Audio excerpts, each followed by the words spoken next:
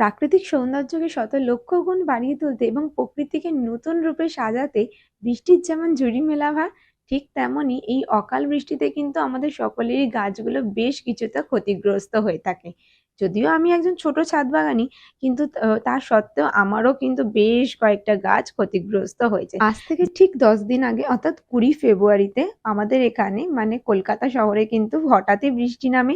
আর বৃষ্টিতে কিন্তু আমার অনেক কটা গাছ বেশ ক্ষতিগ্রস্ত হয়। ছাদে ঢুকেই আমার প্রথম নজর পড়ে এই পিটুনিয়া গাছটার ওপর। এই গাছটা দেশি পিটুনিয়া ভ্যারাইটি ছিল, আর এই গাছটা খুব একটা ক্ষতি হয়নি, একটুখানি এলোমেলো হয়ে গেছিল, বেঁধে দিলে ঠিক হয়ে যাবে। কিন্তু এর পিছনেই পড়ে থাকা এই টরেনিয়ার ভাঙা অংশটা দেখে সত্যিকারে আমার মিনি হার্ট অ্যাটাক এসে যায়। এই গাছটা খুব সুন্দর একটা গোল শেপ বানিয়ে আমি রেখে দিয়েছিলাম, এইরকম ভাবে নষ্ট হয়ে যাবে আমি একেবারে বুঝতে পারিনি।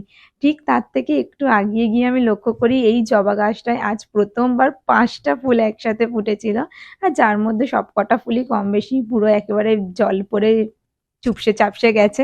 ওগুলো আর কিছু করা যাবে না। আরে পিটুনিয়া ফুল গাছটার তো আর কোনো জবাবই নেই, ফুল গুনে গুনে এতে শেষ হয় না। আর বৃষ্টির জল পড়ে সব চুপসে গেছে, যদিও বৃষ্টি থামার পরে রোদ বেরোতে গাছটা শুকানোর পর ফের আগের মতন অবস্থা এসে গেছিল। কিন্তু সত্যিকারে যতবার আমি এই ভিডিওটা দেখি আমার খুব কষ্ট হয়।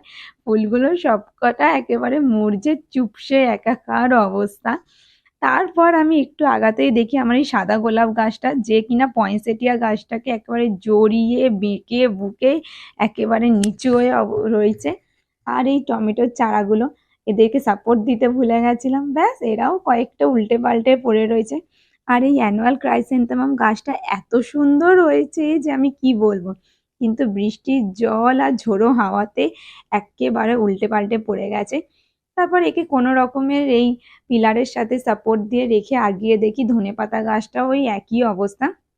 এই ধনেপাতায় গাছটাতে একটু ফুল চলে এসেছে, আর বাকি চন্দ্রমল্লিকা ফুলগুলো ওই একই রকমই যত্রতত্র এদিক ওইদিক ছুটে বেড়াচ্ছে। তারপরে এই মোরগঝুটি গাছটারও ওই একই অবস্থা, বৃষ্টিতে হেলে হুলে গেছে। আর এই ডালিয়া গাছটাকে দেখে তো সত্যি আমার ভীষণ কষ্ট হচ্ছিল, মাঝখান থেকে একেবারে পুরো ভেঙে গেছে মচকে, আর ওখান থেকেই অনেকগুলো কুড়ি ছিল যেটাতে আরো হয়তো অনেকগুলো ফুল আসতো। আর এই টমেটো গাছটাও টমেটোর ভারে এবং বৃষ্টির জলের চাপে একেবারে উল্টে পাল্টে গেছে। বাকি অন্যান্য গাছগুলো আল্লাহর হুকুমে মোটামুটি ঠিকঠাকই ছিল। তো ব্যাস আজকের জন্য এইটুকুই, দেখা হচ্ছে আবার।